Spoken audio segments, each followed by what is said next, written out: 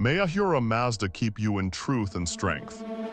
My name is Parnaka, royal courier of the great King Darius. I was born among the hills near Ecbatana, the son of a farmer and a weaver.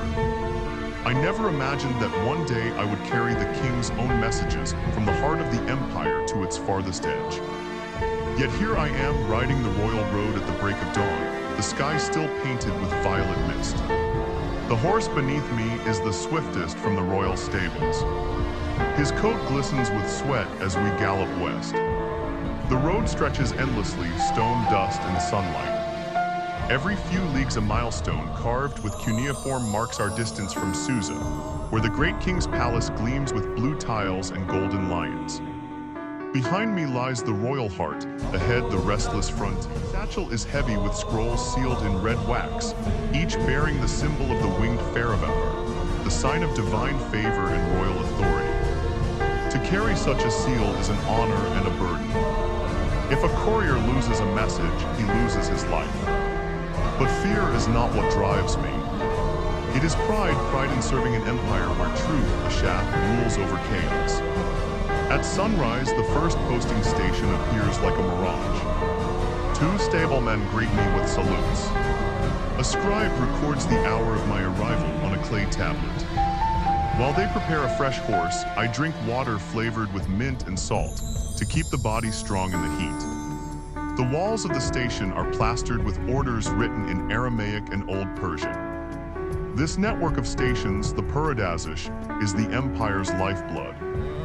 Back on the road, I pass a caravan from Babylon, donkeys loaded with copper ingots, their drivers wrapped in bright shawls. Farther along, I meet a detachment of immortals, the king's elite guards. Their spears glimmer in the light. They nod as I pass, even soldiers make way for the couriers of Darius. Midday, the desert air shimmers like a living flame, distorting the horizon before me. I pause beneath a lone tamarisk tree, unwrapping a coarse cloth bundle of dried figs and barley flatbread. My horse lowers his head to drink from a sun-cracked puddle, snorting steam into the heat. My sand-colored tunic clings sweat damp to my skin, designed to vanish into the arid plains. On my finger rests ring, its engraving marking a royal courier sworn to the king's will, not a bandit's lie. Late afternoon shadows stretch as I ride across a baked brick bridge spanning the swift Tigris. Lydian traders wave from creaking wagons heaped with silks bound for Susa, their foreign tongues drifting on the wind. Every face, every accent speaks of Elamites, Jews, Egyptians, Bactrians, Greeks, diverse yet united under one throne. I ponder if they know that our horses' hooves and our bodies, sweat hold this empire's unity together. As dusk's violet light edges the ravine below, I arrive at a high station where a clay brazier's fire glows. The keeper greets me with a bowl of lentil stew and tells stories of thieves on the road. I listen silently, rubbing my tired horse. Before sleeping, I oil the leather straps of my satchel and recheck the seals. The king's word must arrive unbroken, for within it lies the empire's order. Night is deep and clear. The Milky Way stretches above like a road of its own, Ahura Mazda's highway. I lie awake thinking of my village. My father used to say, truth travels farther than the fastest horse. Now I know what he meant. At dawn, the trumpet of the station guard wakes me. The desert is silver with dew. I saddle a new mount, whisper a quick prayer, let me not falter between here and the next fire. The horse surges forward, hooves drumming like the heartbeat of Persia itself. The days blur together, station after station, village after village. Sometimes storms chase us, sometimes silence reigns for miles. Once a wounded traveler begged for help. I shared my water and sent word ahead to the next post. Even on royal duty, compassion honors the gods. For 7 days, the mountains open into the plains of Lydia.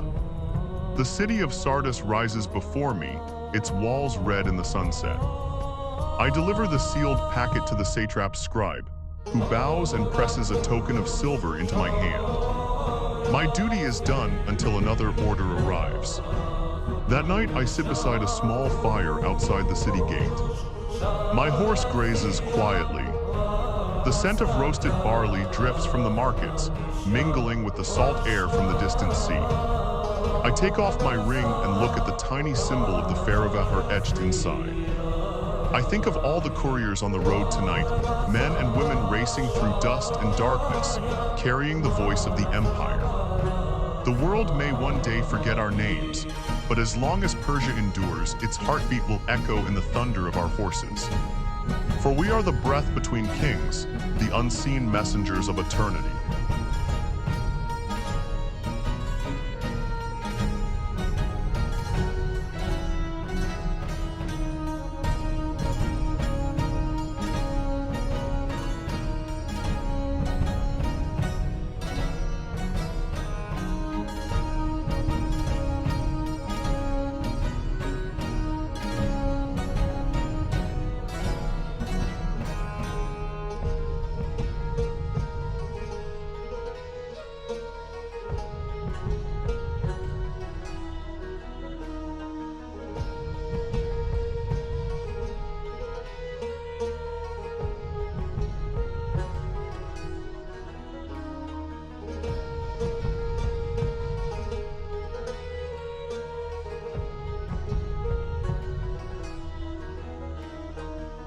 Atossa, daughter of Cyrus and consort to Darius, guided by Ahura Mazda's light.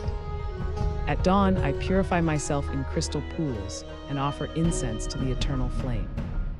My attendants braid my hair, presenting honeyed bread and pomegranate nectar. I tread marble corridors, where reports arrive from Egypt, Bactria, Ionia. This empire spans deserts and mountains. Its order rests upon my counsel. In kitchens, I oversee loaves, and in looms, I guide patterns for our people. At the scriptorium, stylus in hand, I inscribe our legacy onto clay tablets. Afternoon light bathes the paradisa. Cypresses arch over lilies along silver streams.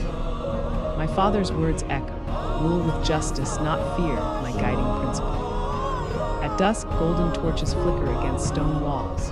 Amid music's echo, I cherish silent prayer. I thank Ahura Mazda for truth, order, and Persia's enduring heart. In the morning, the paymaster walks among us with a record tablet. He notes our attendance, for each man and woman earns a wage, silver coins, or rations of grain and beer. The scribes from the treasury carry the tablets to the archive, where they will rest beside hundreds of others. Someday, perhaps a scholar will read my name and know that artists lived, worked, and dreamed here. When the sun climbs higher, the foreman shouts for rest. We retreat beneath a long awning of woven reeds. The cooks ladle lentil stew into clay bowls. We eat with our hands, tear bread, share dates.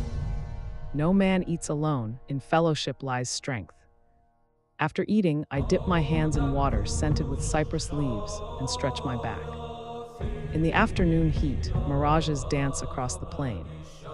My hammer's rhythm slows, then steadies again. I trace each curve carefully, the beard curls of the immortals, the hem of a robe, the delicate offering of a lotus. I think of the meaning behind the images. Every figure, whether Mede or Zonian or Babylonian, stands calmly, unchained. Things are gentler. The last sunlight turns the limestone gold. We clean our tools with sand and oil, wrap them in linen, and descend the hill. Children run to meet their fathers. In our camp, fires flicker, women bake flatbread on hot stones. Musicians play the flute and drum, and for a short while the empire's weight lifts from our shoulders. I share a small tent with two friends, Bactru and Hori. We talk about our homes, his by the Lydian Sea, mine near Pasargadae. He dreams of returning with enough silver to buy land. I dream of seeing my carvings finished. We fall asleep to the smell of smoke and the sound of jackals far away. Tomorrow we will climb again, pick up the hammer, and continue the endless dialogue between man and stone. These walls will outlast our bones. One day they may fall into ruin, but the hands that built them will still speak through every line and shadow. A ruler must understand the tongues of his people. In the evening, he reads aloud from the hymns of Zarathustra. Good thoughts. Good words, good deeds. His voice steadies my heart. Later emissaries arrive, today. Ambassadors from India and Lydia stand before us. The Indians bring elephants adorned with gold bells. The Lydians offer silver cups engraved with lions. Darius greets them with solemn courtesy. I observe every gesture. Diplomacy is as delicate as weaving silk. One wrong thread, and the pattern unravels. When dusk falls, torches flicker in the hall of Apadana. We dine. Vast Persian sky, ancient Persepolis glows beneath a carpet of stars. A swift courier races across desert sands, driven by faith and the guiding light of a Hero Mazda. In a humble workshop, an artisan shapes stone with steady hands, honoring order in every carved relief. A queen in her golden hall upholds the eternal flame of Persia, ruling with wisdom and duty. Greatness blooms from all who serve truth, order, and the eternal flame of our empire.